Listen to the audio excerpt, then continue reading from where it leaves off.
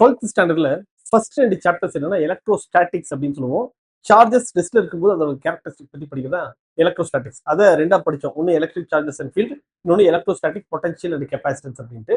இப்போ நம்ம பார்க்க போறது சார்ஜ் ஃப்ளோ ஆகும்போது அதோட கேரக்டரிஸ்டிக் என்ன அப்படிங்கிறத படிக்க போறோம்.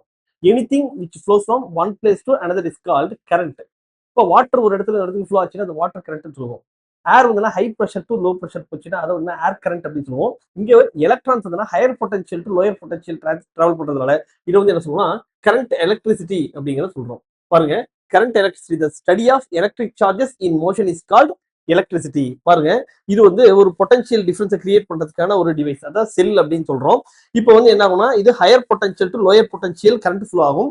எலக்ட்ரான்ஸ் வந்து லோயர் டு ஹையர் வந்து எலக்ட்ரான் ஃப்ளோ ஆகும். சரிங்களா? இங்க வந்து பாருங்க, நமக்கு எப்பெல்லாம் சர்க்யூட் ஓப்பன் ஆகுதோ அப்ப கரண்ட் ஃப்ளோ இருக்காது. கரெக்ட், அதாவது சர்க்யூட் க்ளோஸ் பண்ணதும் சார்ஜ் ஃப்ளோ அப்படிங்கிறது இருக்கும். சரியா? அப்ப the study of electric charges in motion is called current electricity. இப்ப the flow of electric charges through a current constitute an electric current. அப்ப ஒரு கண்டக்டர்ல இந்த மாதிரி சார்ஜ் கேரியர்ஸ் ஃப்ளோ ஆச்சு அப்படின்னா தான் என்னவும் எலக்ட்ரிக் கரண்ட் அப்படிங்கிறது இருக்கும். The quantitatively electric current across an area held perpendicular to the direction of flow of charge is defined as the amount of charge flowing across that area per unit time. இப்போ வந்து பாருங்க, ஒரு conductor இருக்கு. இந்த கண்டக்டர்ல நமக்கு வந்து இதுல charge எவ்வளவு கரண்ட் ஃப்ளோ ஆகுது அப்படின்னா ஒரு யூனிட் ஏரியா கிராஸ் செக்ஷன்ல ஒரு செகண்ட்ல எவ்வளவு சார்ஜஸ் ஃப்ளோ ஆகுதோ அதான் வந்து எலக்ட்ரிக் கரண்ட் அப்படின்னு சொல்றோம். For a study flow of charge I is equal to Q by T அப்படிங்கிறது சொல்லலாம். இப்ப current I is equal to charge flowing per unit time. சரியா? இப்போ if the rate of flow of charge varies with time, இப்போ steady கரண்ட்னா just Q by T ன்னு சொன்னா போதும். ஆனா டைமை பொறுத்து இந்த சார்ஜஸ் ஃப்ளோ ஆகுது வேரி ஆச்சு அப்படின்னா என்ன சொல்லுவோம்னா I is equal to limit delta T tends to 0 delta Q divided by delta T ன்னு சொல்லுவோம். இதான் என்ன dQ by dt அப்படிங்கிற சொல்லுவோம். அதாவது rate of flow of charge is called current அப்படிங்கிற டெஃபினிஷன் இதுல தான் சொல்றோம். ஓகே, அப்ப SI யூனிட் ஆஃப் கரண்ட் வந்து ஆம்பியர். 1 ஆம்பியர் அப்படின்னா 1 கூலும் per 1 செகண்ட். ஒரு செகண்ட்ல 1 கூலும் ஆஃப் சார்ஜ் ஃப்ளோ ஆச்சுன்னா அது வந்து சொல்றோம் 1 ஆம்பியர் சொல்றோம். அப்போ 1 ampere is equal to 1 coulomb per second. Okay, next conventional and electronic current. Conventional current அப்படின்னா என்ன, பாசிட்டிவ் சார்ஜ் எந்த டைரக்ஷன்ல இருந்து எங்க ஃப்ளோ ஆகுதோ அதான் வந்து கரண்டோட டைரக்ஷன் அப்படின்னு சொல்றோம். பாருங்க, the direction of motion of positive charge is taken as the direction of conventional current. ஆனா இப்போ ஒரு கண்டக்டர் இருக்குன்னா அந்த கண்டக்டர்ல பாசிட்டிவ் சார்ஜஸ் மூவ்மெண்ட் இருக்காது, நெகட்டிவ் எலக்ட்ரான்ஸ் தான் மூவ் ஆகும். அப்ப எலக்ட்ரான் மூவ்மெண்ட் இருந்தாலும் நமக்கு கிடைக்கக்கூடிய கரண்ட் அந்த டைரக்ஷன் என்ன சொல்றோம்னா எலக்ட்ரானிக் கரண்ட் அப்படின்னு சொல்றோம். Electrons being negatively charge, so the direction of electric current is opposite to the direction of the conventional current. Okay, next electric current is scalar quantity. இப்போ வந்து பாருங்க, எலக்ட்ரிக் கரண்ட் ரெப்ரசென்ட் பண்ணும்போது ஆரோ mark போடுறோம், அதோட மேக்னிடியூடும் போடுறோம். அப்ப மேக்னிடியூட் அண்ட் டைரக்ஷன் ரெண்டுமே இருந்துச்சு என்ன சொல்லுவோம்னா வெக்டர் அப்படின்னு சொல்லுவோம். ஆனா இங்க வந்து பார்த்தோம்னா எலக்ட்ரிக் கரண்ட்டுக்கு வந்து பாருங்க நமக்கு மேக்னிடியூட் இருக்கு, டைரக்ஷன் இருக்கு. ஆனா இது வந்து ஒரு வெக்டர் கிடையாது, இது ஒரு scalar. although we represent the current with an arrow yet it is a scalar. electric current do not obey the law of vector addition. அப்ப ஆரோ மார்க் மட்டும் இல்லாம மேக்னிடியூட் டைரக்ஷன் ரெண்டும் இருந்துச்சுன்னா மட்டும் அது வெக்டர் கிடையாது, அது வெக்டர் அடிஷனையும் ஒபே பண்ணணும். அப்பதான் அதை வந்து என்ன சொல்றோம் நம்ம வெக்டர்ஸ் அப்படின்னு சொல்றோம். ஆனா இங்க வந்து மேக்னிடியூட் டைரக்ஷன்ஸ் இருக்கு, ஆனா வந்து இது லாஸ் ஆஃப் வெக்டர் அடிஷனை ஒபே பண்ணாததுனால இது வந்து ஒரு வெக்டர் கிடையாது, இது ஒரு ஸ்கேலார். ஓகே, எலக்ட்ரோமோட்டிவ் ஃபோர்ஸ் அப்படின்னா என்ன? எலக்ட்ரோமோட்டிவ் ஃபோர்ஸ் அப்படின்னா நமக்கு ஒரு செல் இருக்கு, அந்த செல்லுல வந்து என்ன பண்றோம்னா நம்ம கனெக்ட் பண்றோம். செல் வந்து என்னன்னா நமக்கு ஒர்க் ஆகிற வரைக்கும் அந்த ஏதாவது ஒரு டிவைஸ் தான் ஒர்க் ஆகும். செல் டவுன் ஆயிடுச்சுன்னா நமக்கு ஒர்க் ஆகாது.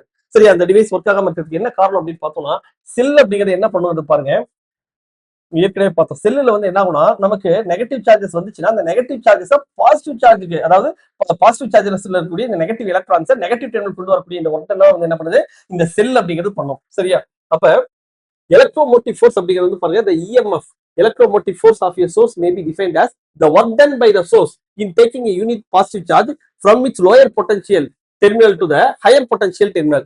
lower potential terminal வரக்கூடிய இந்த எலக்ட்ரானை என்ன பண்ணும், பூஸ்ட் பண்ணி நமக்கு இந்த பாசிட்டிவ் டெர்மினல் ஹையர் பொட்டன்ஷியலுக்கு மூவ் பண்ணக்கூடிய ஒர்க் தான் என்ன பண்ணும் இந்த பேட்டரி அப்படிங்கிறது பண்ணும். சரியா? அப்ப இதுதான் எலக்ட்ரோமோட்டிவ் ஃபோர்ஸ் அப்படின்னு சொல்றோம். எலக்ட்ரோமோட்டிவ் ஃபோர்ஸ் அப்படின்னாலும் இது வந்து ஒரு ஃபோர்ஸ் கிடையாது, இது வந்து ஒரு ஒர்க். சரியா? the EMF of a source may be defined as the work done by the source in taking a unit positive charge from its lower potential to the higher potential terminal, or it is the energy supplied by the source in taking a unit positive charge once round the complete circuit. It is equal to the terminal potential difference measured in open circuit. அதாவது ஒரு open சர்க்யூட்ல நமக்கு terminal potential difference என்னவோ அதையும் நம்ம சொல்லலாம். இப்போ electromotive force அப்படிங்கிறதுனா work done divide by charge E is equal to என்ன சொல்லலாம், W divided by Q அப்படிங்கிற சொல்றோம்.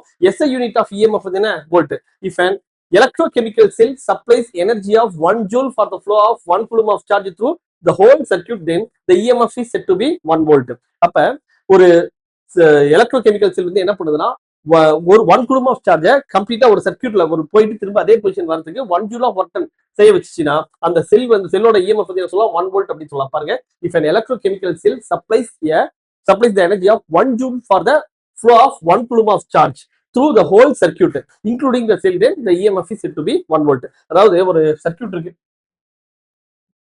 ஓகே, இந்த சர்க்யூட்ல வந்து பார்த்தோம் அப்படின்னா ஏதாவது ரெசிஸ்டன்ஸ் இந்த மாதிரி ஏதாவது டிவைசஸ் இதெல்லாம் கனெக்ட் பண்ணி இப்படி இருக்கு. இப்ப ஒரு எலக்ட்ரான் என்ன பண்ணுது, இந்த இடத்துல ஸ்டார்ட் ஆகுது. சரி, இந்த இடத்துல ஸ்டார்ட் ஆகி இந்த பல்பு, இந்த ரெசிஸ்டன்ஸ், இந்த பேட்டரி செல் இது எல்லாத்தையும் கிராஸ் பண்ணி திரும்ப இதே இடத்துக்கு வரதுக்கு நமக்கு இந்த பேட்டரி வந்து எவ்வளவு ஒர்க் டன் கொடுக்குதோ அதான் இஎம்எஃப் அப்படின்னு சொல்றோம். இப்ப 1 கூலும் ஆஃப் சார்ஜ் இப்படி போயிட்டு திரும்ப இதே இடத்துக்கு வரதுக்கு நமக்கு வந்து என்ன 1 ஜூல் ஆஃப் ஒர்க் டன் நடந்துச்சுன்னா அந்த இஎம்எஃப் ஆஃப் த செல் வந்து என்ன சொல்லலாம்னாக்கா 1 வோல்ட் அப்படின்னு சொல்றோம். ஓகே, நெக்ஸ்ட் ஓம்ஸ் லா அப்படின்னா என்ன?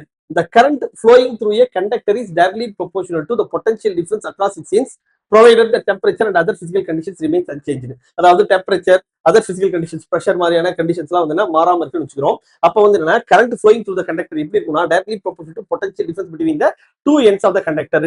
ஒரு கண்டக்டருக்கு இந்த ரெண்டு எண்டுக்கு கூடிய பொட்டன்ஷியல் டிஃபரன்ஸ் எவ்வளவு இருக்குங்கிறத பாக்குறோம். இந்த பொட்டன்ஷியல் டிஃபரன்ஸ் கம்மியா இருந்துச்சுன்னா இதுல ஃப்ளோ கூடிய கரண்ட் கம்மியா தான் இருக்கும். பொட்டன்ஷியல் டிஃபரன்ஸ் அதிகமா இருந்துச்சுன்னா அதுல ஃப்ளோ கூடிய கரண்ட் அதிகமா தான் இருக்கும். அதான் V is proportional to I. Or V is equal to என்ன சொல்லலாம், அதை ஈக்குவேட் பண்ணக்கூடிய கான்ஸ்டன்ட் தான் R. ஆர்ங்கிறது ரெசிஸ்டன்ஸ் ஆஃப் த கண்டக்டர், இல்லனா V by I is equal to R னு சொல்றோம். here R is called the resistance of the conductor. அப்ப V is equal to IR இருக்குல, இதான் ஓம்ஸ் லா சொல்றோம். இப்ப வோல்டேஜ் வேணும்னு பாருங்க, கரண்ட் இன்டு ரெசிஸ்டன்ஸ். இப்ப கரண்ட் வேணும்னா என்ன சொல்லலாம், voltage divide by resistance. Resistance வேணும்னா வோல்டேஜ் டிவைட் பை கரண்ட். ஓகேவா? அப்ப இந்த மூணு குவான்டிட்டிக்கு இருக்கக்கூடிய ரிலேஷன்ஷிப் ஒன்னு அன்னோன் வேல்யூவா இருக்குன்னா மீதி ரெண்டு வேல்யூ வச்சு எப்படி ஃபைண்ட் அவுட் பண்ணலாங்கிறதுக்கான இது கொடுத்துருக்கோம். அப்ப இது மட்டும் மல்டிப்ளை பண்ணுவோம், மீதி ரெண்டு வந்தா V by R V by I அப்படிங்கறத கண்டுபிடிக்கும். இப்ப resistance, it is the property by virtue of which a conductor opposes the flow of charges through it. அப்போ ஒரு கண்டக்டர் வந்து என்ன பண்ணுவோம்னா அப்படி ஃப்ரீயா சார்ஜஸ் உள்ள போறதுக்கு அலோவ் பண்ணாது.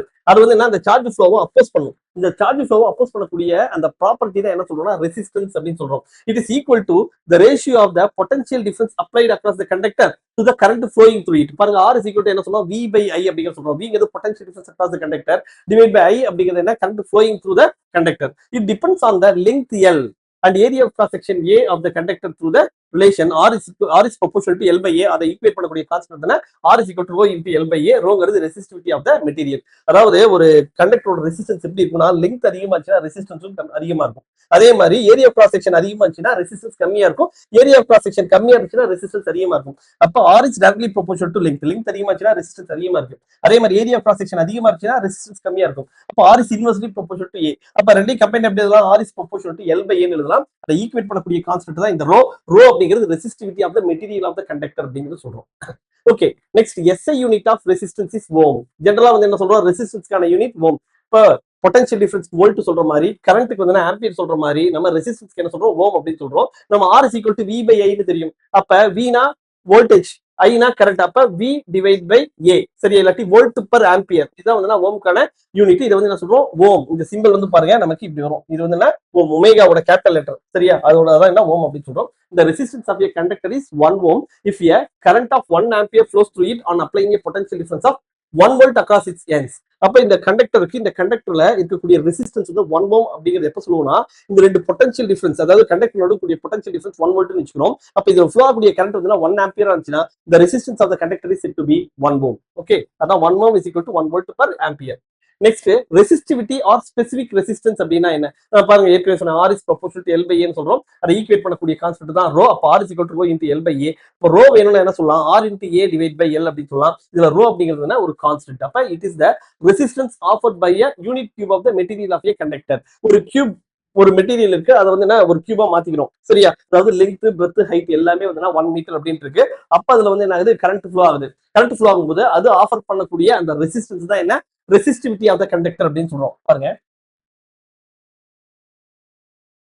ஒரு கியூப். சரியா? இப்படி ஒரு கியூப் இருக்கு. இதுல வந்து என்ன ஆகுதுன்னா நம்ம இப்படி கரண்ட் கொடுக்குறோம். சரியா? கொடுக்கும்போது இது போயிட்டு இப்படி வெளியில வருது இல்லையா? அப்ப இந்த கியூப் தரக்கூடிய இந்த ரெசிஸ்டன்ஸ் தான் வந்து ரெசிஸ்டிவிட்டி. எப்படி சார் இது ரெசிஸ்டிவிட்டி சொல்றீங்கன்னா R is equal to rho is equal to R into A by L ன்னு சொல்றோம்.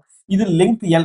L அப்படிங்கிறதுனா 1 மீட்டர் அப்படிங்கிறது வந்துருது. அப்ப ஏரியா என்ன, இது வந்து ஹைட், இதுவும் 1 மீட்டர், இதுவும் 1 மீட்டர்னா இது 1 ஸ்கொயர் அப்படின்ட்டு வரும். அப்ப area A is equal to 1 metre square அப்படின்ட்டு வரும். அப்ப ஏவும் எல்லும் 1 அப்படிங்கிறப்ப ரோப்போட வேல்யூ எதுக்கு ஈக்குவலா இருக்கும்? R அப்படின்ட்டு இருக்கும். அப்ப ஒரு கியூப் எடுத்துக்கிறோம். அந்த கியூப் ஆஃபர் பண்ணக்கூடிய அந்த ரெசிஸ்டன்ஸ் தான் ரெசிஸ்டிவிட்டி ஆஃப் த மெட்டீரியலுக்கு ஈக்குவலா இருக்கும். SI unit of resistivity is equal to ohm metre அப்படிங்கிற சொல்லுவோம். சரியா? It depends on the nature of the material of the conductor அந்த physical conditions like temperature and pressure. அப்ப என்ன மாதிரியான மெட்டீரியல் நம்ம சூஸ் பண்ணிருக்கோம், அப்ப அந்த டைம்ல வந்து என்ன டெம்பரேச்சர் என்ன பிரஷர் இதெல்லாம் டிபெண்ட் பண்ணி தான் ரெசிஸ்டிவிட்டி ஆர் ஸ்பெசிபிக் ரெசிஸ்டன்ஸ் அப்படிங்கிறது இருக்கும். ஓகே, இப்போ ஒரு பார்ட் நம்ம இதுல பார்த்து கரண்ட் எலக்ட்ரிசிட்டியில மீதி வந்து இன்னொரு செஷன்ல பார்க்கலாம். ஹாய் ஃப்ரெண்ட்ஸ், ஐ எம் பேர் ஹரீஸ்வரன். செகண்ட் இயர் MBBS வந்து திருநெல்வேலி மெடிக்கல் காலேஜ்ல படிக்கிறேன். 6379705640 இதான் என்னோட பர்சனல் நம்பருங்க. ஆஸ் சீனியரா நான் உங்களுக்கு ஹெல்ப் பண்ண தயாரா இருக்கேன். நீட் சம்பந்தமான எந்த ஒரு டவுட்டா இருந்தாலும் என்கிட்ட கேட்கலாம்.